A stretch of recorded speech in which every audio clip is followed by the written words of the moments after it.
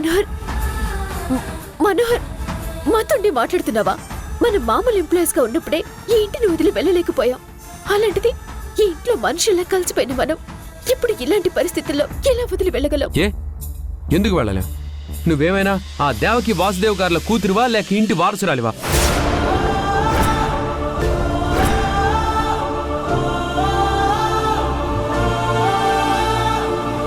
ఎందుకు వెళ్ళలేం? ఈ ఇంటికి మనకి ఏంటి సంబంధం చెప్పురాదా? నేను దేవకి మేడం కూతుర్ని, ఈ ఇంటికి వారసురాల్ని అవ్వచ్చు కాకపోవచ్చు, అది వేరే విషయం. కానీ ఇక్కడ ఇంకొక విషయం ఉంది. ఈ ఇంటి వారసురాలిగా ఈ ఇంట్లో అడుగుపెట్టిన ఆ దొంగ గాయత్రి ఒక పక్క, అవకాశం దొరికితే ఎంతకైనా తెగించే ఆ భ్రమరంబ ఒక పక్క త్రాచుపాముల్లా కాచుకునున్నారు.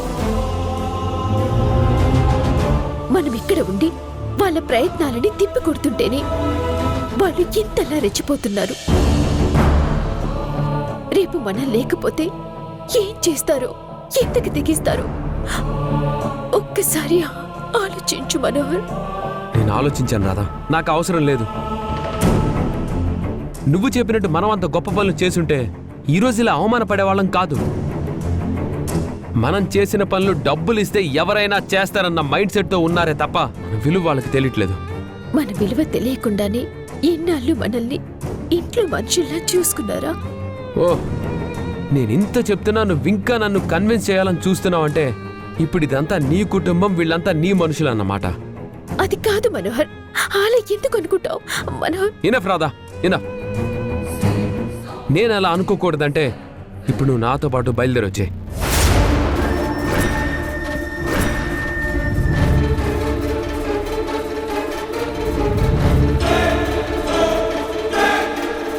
సరే అయితే నేను ఇంటి నుంచి వెళ్ళిపోదామన్నా సరే నువ్వు ఇక్కడే ఉంటున్నావు అంటే ఇక్కడే ఉండడానికి నువ్వు డిసైడ్ అయ్యావన్నమాట. నేను నిన్ను వదిలి వెళ్ళినా సరే నీకు ఎలాంటి ఇబ్బంది లేదన్నమాట. మనోహర్, ఏం మాట్లాడుతున్నావు? కానీ నేను అలా కాదు. నాకిష్టమైన వాళ్ళు కష్టాల్లో ఉన్నప్పుడు నేను ఏం చేసైనా సరే వాళ్ళ నా కష్టాల్లో నుంచి బయటికి తీసుకొస్తాను. ఎట్టి పరిస్థితుల్లోనూ నా మనసుకు నచ్చిన వాళ్ళని అవమానాల్లో వదిలేసి వెళ్ళలేను. అందుకని నేను వెళ్తూ వెళ్తూ మన ఇద్దరికి పెళ్ళవలేదు, అసలు నీకు నాకు ఎలాంటి సంబంధం లేదని చెప్పేసి వెళ్తాను. నీకు నువ్వుగా నాతో పాటు వస్తే సరే, లేదంటే మన గురించి నిజాన్ని నేనే బయట పెట్టి వెళ్తాను. తర్వాత వాళ్ళు నిన్ను బయటికి పంపిస్తారు. దేవకి మేడం ముందు నువ్వు నాతో పాటు వస్తే తలెత్తుకొని వెళ్ళొచ్చు, లేదంటే తప్పు చేసిన దానిలాగా తల దించుకొని వెళ్లాల్సి వస్తుంది. ఆలోచించుకో.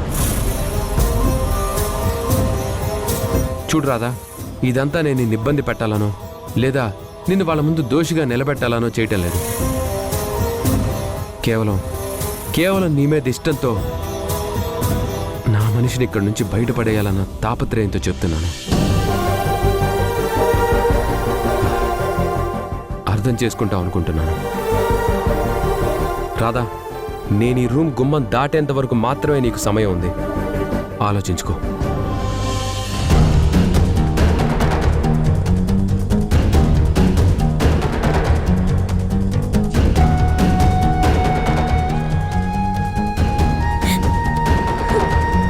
మనోహర్,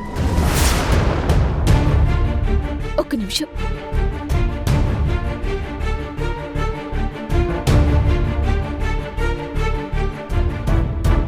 నేను నీతో వస్తాను.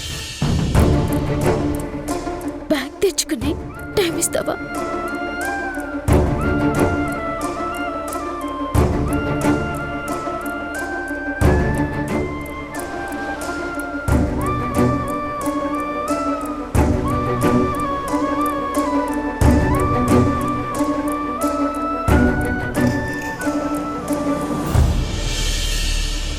సారీ రాధా, తప్పడం లేదు.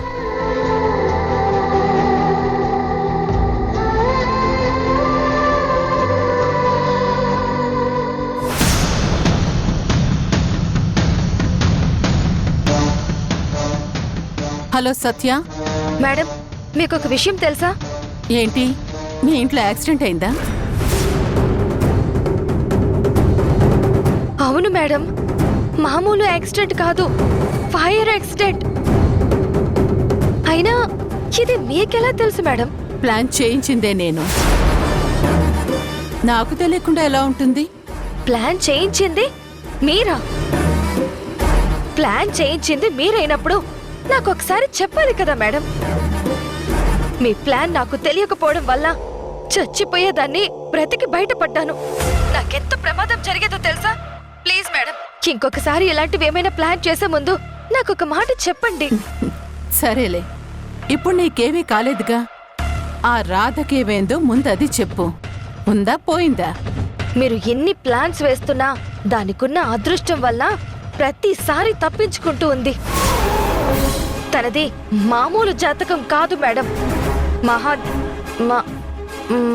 మహర్ జాతకం. ఆ, అవును మేడం, ఆ రాధది మహజ్జాతకం అంటున్నాను. ఛ, ప్రతిసారి ఇలా డిసప్పాయింట్ అవ్వలేకపోతున్నాను. ఏదో ఒకటి చెయ్యాలి. ఆ రాధని ఏదో ఒకటి చెయ్యాలి. కానీ ఒకటి జరిగింది మేడం. ఏంటది? ఈ రాధ మన ఇంట్లో ఉంటే మనకి మనశ్శాంతే ఉండదు. అంత ఆత్మాభిమానం ఉన్నవాడివి అయితే వెంటనే ఇంట్లో నుంచి వెళ్ళిపోండి. అలా మా ముసలిది ఆ రాధ బయటకు వెళ్తే గాని తను ఈ ఇంట్లో ఉండను అని పంతం పట్టింది. నాకు తెలిసి ఆ రాధ మనోహర్లు బయటకు వెళ్ళడం ఖాయం.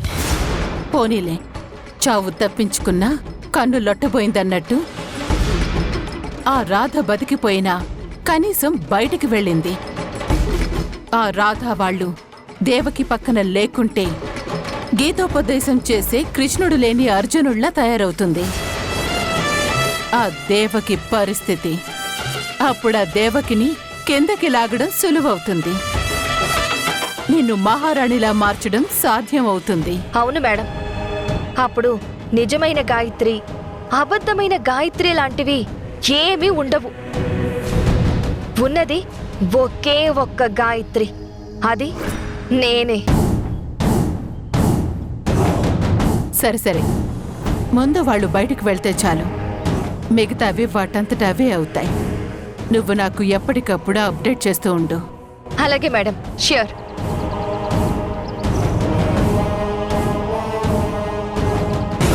రాధా, నిన్ను పైకి పంపించాలి అనుకుంటే నువ్వు బయటికి వెళ్తున్నావు. ప్రస్తుతానికి ఇది చాలు. నువ్వు బయటికి వెళ్ళాక ఆ దేవకి పరిస్థితి, బయట నీ పరిస్థితి ఎలా ఉండబోతుందో చూడు.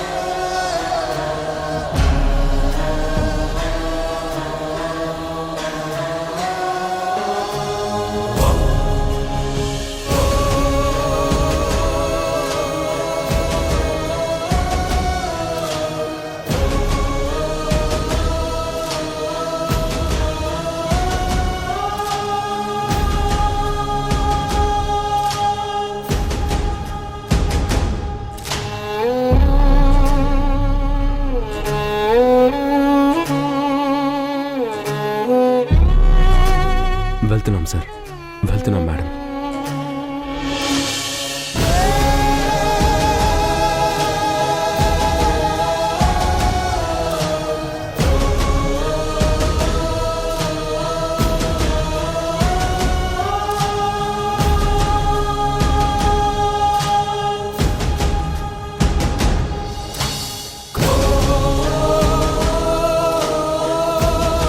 పాపం, ఏదో నిజమైన గాయత్రిని తీసుకొస్తాను అని శపథం చేసింది.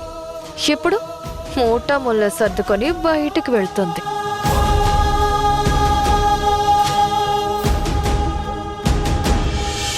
చిన్ని చిన్ని పాదం మోపే రాకే నీదా మా భూమికి మన్నే దాచే ముత్యం నీవే చేరావులే నా చేతికి నీ పాటలో నీ మాటలో పొంగేను రాగసుదే తేనూరే సిరి నీవే ఆటాడే నగవే దూకే చల్లని మేఘం నీవా సాగే గీతంలా ఆ మిన్నే నీవేనా ఈ రాగం నీ వల్ల తీరం చేరే ఊహేనాలో రాధా.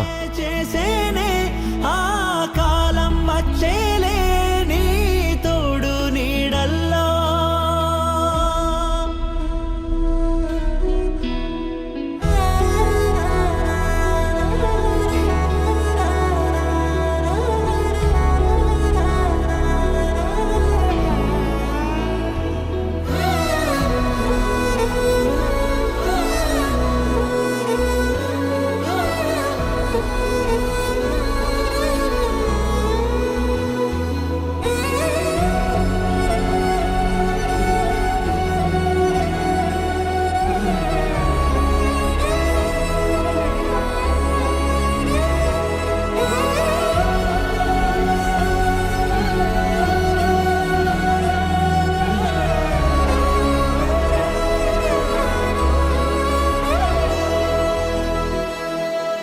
మనోహర్, ఆగండి.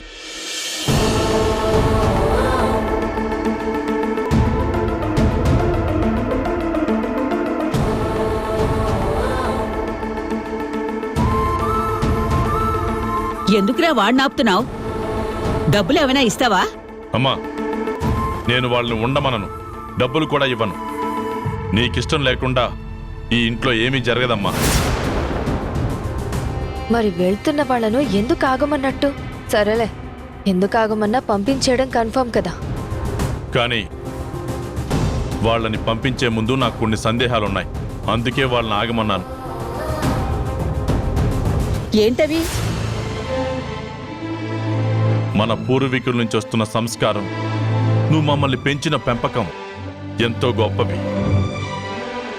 అలాంటిది మనవరాల మీద ప్రేమతో తనకేదైనా అవుతుందేమో అనే భయంతో ఏ తప్పు చెయ్యని వ్యక్తుల్ని అవమానించి పంపడం ఎంతవరకు కరెక్ట్ అమ్మా? నా చిన్నప్పటి నుంచి చూసిన అమ్మలా నువ్వు ఈ రోజు కనిపించట్లేదమ్మా. ఇది వినటానికి బాధగా ఉన్నా అదే నిజమమ్మా. మనకు మేలు చేయకపోయినా పర్వాలేదు, కానీ మంచి మనుషులకి ద్రోహం చేయకూడదని చెప్పేదానివి. మరి మనకింత మంచి చేసిన వీళ్లను ఎందుకమ్మా ద్వేషిస్తున్నావు? కేవలం మన గాయత్రి మీదున్న ప్రేమ వల్లనే కదా. మన కోసం, మన కుటుంబం కోసం, మన వ్యాపారాల కోసం, విద్యా సంస్థల కోసం వీళ్ళెంతో కష్టపడ్డారు, ఎంతో శ్రమించారమ్మా. మనం అనుకున్నవి వాళ్ళు మనతో ఉండి సాధించారమ్మా. అందుకేనమ్మా వాళ్ళు బయటికెళ్ళాలి. ఎప్పుడూ లేంది నాన్నేంటి ఇలా మాట్లాడుతున్నాడు? వాళ్ళను పంపిస్తాను అంటూనే ఉండడానికి రీజన్స్ చెప్తున్నాడు. భ్రమరాంబ లాంటి శత్రువుల్ని ఎలా ఎదుర్కోవాలా అని మేము ఆలోచించే లోపు వీళ్ళు ప్రాణాలకు తెగించి బుద్ధి చెప్పొస్తున్నారమ్మా. అందుకేనా అమ్మా వీళ్ళు ఇక్కడ ఉండకూడదు?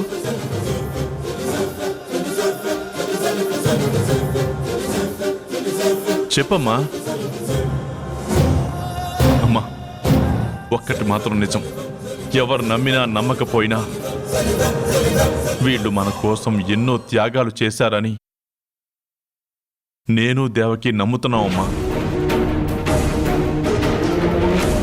కానీ ఈరోజు మా నమ్మకంతో పనిలేదమ్మా ఇక్కడ.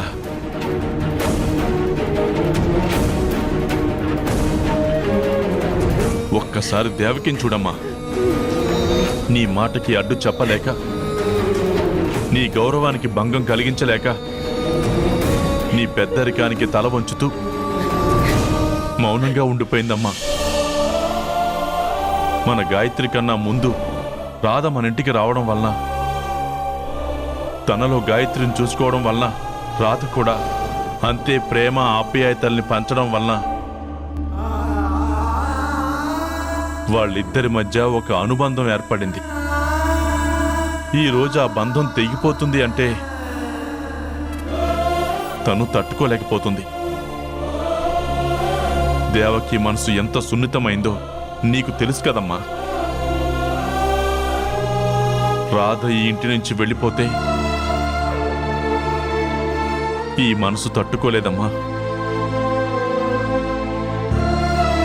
తను మనల్ని వదిలి వెళ్ళిపోతుంది, ప్రాణాలతో ఉండదమ్మా. ఏం మాట్లాడుతున్నావు వాసు? నిజం మాట్లాడుతున్నానమ్మా.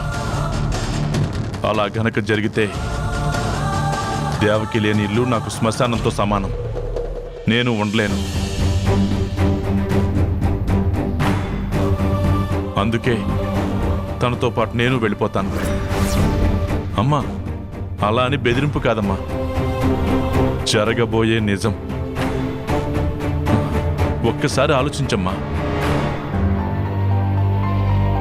రాధా మనోహర్లు ఇద్దరూ ఈ ఇంట్లో ఉండటం వల్ల మంచి జరిగిందా లేదా? ఇప్పుడు వాళ్ళు ఇక్కడుంటే మంచి జరుగుతుందా లేదా? అమ్మా, నువ్వే నిర్ణయం తీసుకుని చెప్పమ్మా. అంతకు మించి నేనేం చెప్పను.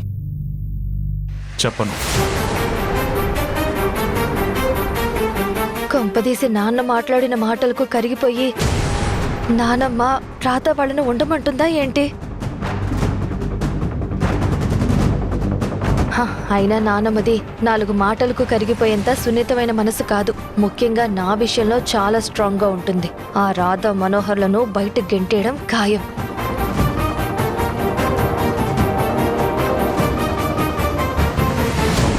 వాసు, వాళ్ళని లోపలికి వెళ్ళమని చెప్పు.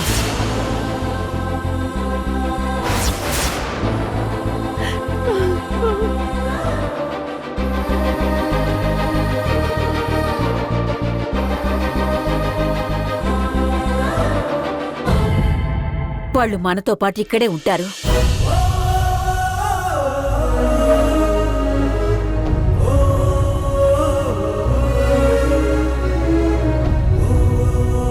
ఏంటి ముసల్ది ఇలా రివర్స్ అయింది? కొడుకు చేసిన మోటివేషన్ కి ఇలా బెండ్ అయ్యింది. పంపించేద్దాం అనుకున్న వాళ్ళని ఇంట్లోకి వెళ్ళమంటుంది. అసలేం జరుగుతుంది? మనోహర్, విన్నారు కదా అమ్మ ఏమందో? మీరు విన్నారు కదా? మీరెక్కడికి వెళ్ళొద్దు, మీరిక్కడే ఉండండి మాతో. వద్దు సార్. నమ్మకం లేని చోట పనిచేయడం అంటే ఎంత నరకప్రాయంగా ఉంటుందో మీకు తెలియదు సార్. మనోహర్, ఇక్కడ నమ్మకం కారణంగా కాదు గొడవ. ఒకరి మీద ఒకరికి ఉన్న అపారమైన ప్రేమ వల్ల వచ్చిన గొడవలు ఇవన్నీ. ప్రేమలున్న చోట గొడవలుంటాయి మనోహర్. అది కాదు సార్.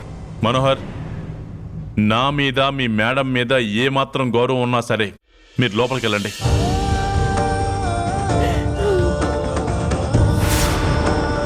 వాసు, వాళ్ళిక్కడ ఉండడం ఇష్టమే కానీ ఇలాంటి గొడవలు మళ్ళీ జరగకుండా ఉండాలంటే నాదొక షరతు. ఏంటమ్మా అది? ఈ రోజు నుంచి రాధా మనోహర్లిద్దరూ గాయత్రికి సంబంధించిన ఏ విషయంలోనూ తలదూర్చకూడదు. వాళ్ళకి గాయత్రికి ఎలాంటి సంబంధం ఉండకూడదు. దీనికి ఒప్పుకుంటే వాళ్ళు ఉండొచ్చు. అలాగేనమ్మా, నువ్వు చెప్పినట్టే వింటారు. మనోహర్, విన్నారుగా?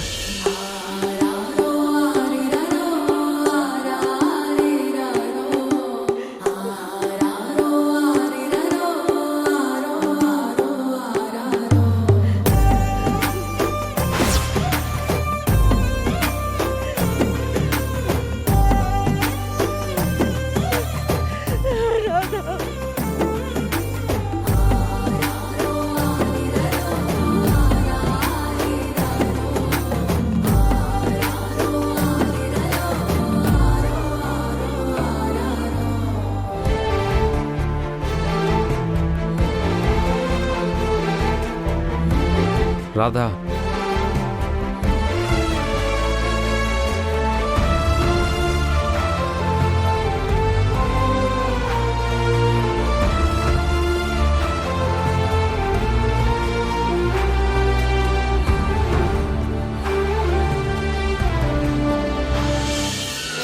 ఏమవుతుంది నాకు? నేను ఈ ఇంటిని వదిలి వెళ్ళాలన్న ఆలోచన నన్ను ఎందుకింతలా బాధ పెడుతుంది? వాళ్ళన్ని మాటలు అంటున్నా నాకెందుకు బాధ అనిపించడం లేదు? ఇంతకు ముందు ఇలాంటి పరిస్థితులు వచ్చినప్పుడు నాతో పాటు మనోహర్ కూడా ఫీల్ అయ్యాడు. కానీ ఇప్పుడు వాళ్ళు అన్ని మాటలు అంటున్నప్పుడు మనోహర్లో కలిగిన బాధ, ఆవేశం నాలో ఎందుకు రావటం లేదు? వాళ్ళంటున్న మాటలకి నా వాళ్ళు అని ఫీలింగ్ వచ్చిందే తప్ప పరాయి వ్యక్తుల్లా నాకెందుకు అనిపించడం లేదు?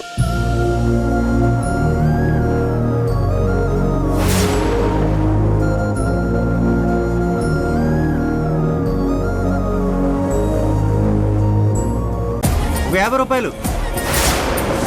రేయ్, ఏంటి ఇద్దరు నన్ను చుట్టుముట్టారు? అసలు ఏం కావాలి? ఒక ఇన్ఫర్మేషన్ కావాలి. అయితే ముందు మందు ఇప్పించండి, అది తాగితే ఏమైనా గుర్తొస్తుందేమో ఆలోచిస్తాను. ఇప్పుడు చెప్పు, ఆ రోజు ఏం జరిగింది? తాగి చెప్తాను. ఇదిగో